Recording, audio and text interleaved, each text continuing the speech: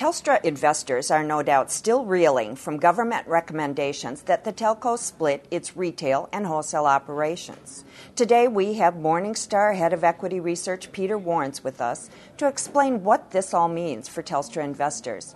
Peter, welcome back. Thanks, Vicky. Good to be back here. Peter, in a nutshell, what does the government want from Telstra? Well, it's a $64 question without a gun at my head.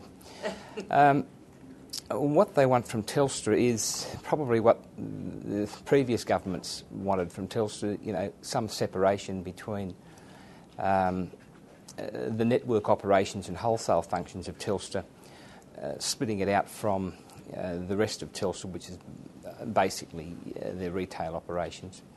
And that's really what the government wants. I mean, they've invited Telstra to structurally separate with an ultimatum that if they don't, there are significant implications for some of the more growth-oriented parts of their business.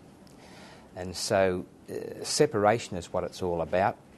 And I suspect that once they've got the structural separation, then they can move forward from there and then try to get the assets, the network assets, into as a partnership or wholly into the NBN, which is what their project is all about. We keep hearing about vertical integration and horizontal integration. Can you tell us what these mean and whether they play a role in the government's recent announcements? Vertical integration is, if you like, up and down. Think about yourself being in a vertical position. So that things that are associated with an operation, in other words, so we have Telstra sitting there with a network and then subsidiary operations off that being the wholesale functions and the retail functions of that, which are attuned, if you like, to the basic network operation.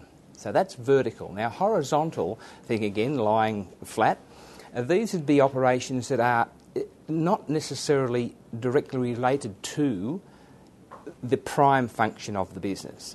I suppose the best example, if you look at Wesfarmers, for example, that is we talk about a conglomerate, a diversified conglomerate, horizontal diversification, where that hardware retailing is different to supermarket retailing, is different to discount department stores, which is different to insurance, which is different to chemicals and fertiliser. That is horizontal, where they're not all independent of each other. Vertical integration is where it's in that they are very, very significantly linked. And so what the government wants to do is that, as I say, they want to separate on the vertical because they want to extract the network operations and the wholesale functions from the retail.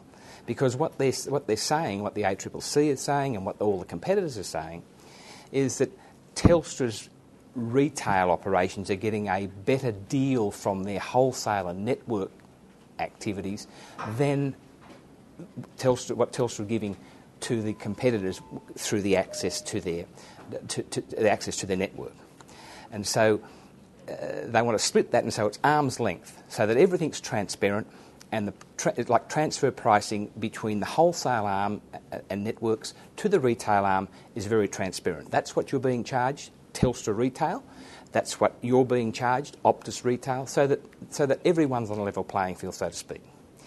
So from a vertical integration point of view, they want to separate those, and they're saying, now, if you don't do that, if you do not do that, then I'm going to hit you over the head with a big hammer in the other part of their operations, which is their horizontal diversification or integration, that has these growth opportunities, mobile, and which is really their growth, big growth opportunity, and the other parts of Telstra, which is the census, which is their directories and operations, their advertising operations within census. You've still got their IP platform through Next IP, and you've got overseas activities. And all those have got some very nice growth in them. Telstra's is really ex-growth in networks. The old PSTN publicly switched telephone network, which is your copper wire, is ex-growth. Revenues from that have been falling for the last 4 or 5 years, and the government is saying, if you don't structurally separate, then we are going to, one, make you, or regulate perhaps, I don't know how they'll do it, to sell their high fibre coaxial cable operation, which is the backbone of Foxtel, and their 50% interest in Foxtel, which has got Stokes, Packer and Murdoch salivating. Now, and they're the growth of Telstra. That's Telstra's future. It is really all about mobile. Now, you've got to think about NBN. What is NBN? NBN is a national broadband network based on fibre optic. Currently, Telstra operates a broadband network based on copper.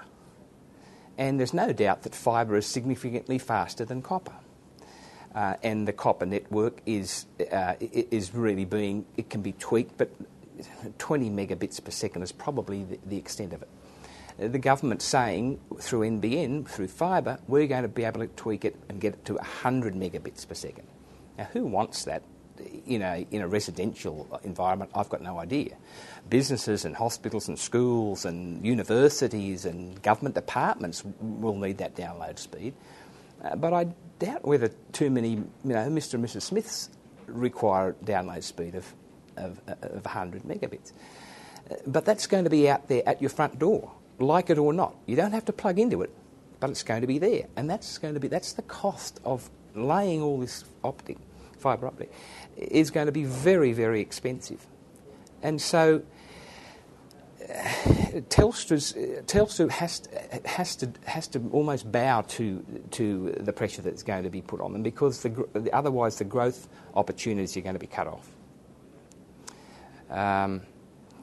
So I just think that they're using there's a lot of emotion here, and a lot of, this is anti-competitive. Telstra's been anti-competitive, and etc. Look, the communications segment or sector of the economy is more competitive, significantly more competitive than the banking sector, than the supermarket sector. And I just hope that we get a level playing field here, and look at a few other sectors as much as we do the telecommunications sector. So, and going forward, the ACCC is going to be has to be very, very careful here, because they've been beating Telstra over the head with access pricing. In other words, at what price will the competitors to Telstra have to pay to get access to the copper network? And they're using these rates of return on capital and many different benchmarks. But when NBN's in place, when NBN comes about in 8 years' time, it will be in the same position as the copper network is now. It will be in a monopoly position, and other competitors will want access to it. So the ACCC better be consistent here at how they price the access to the NBN. It's a can of worms at this point in time.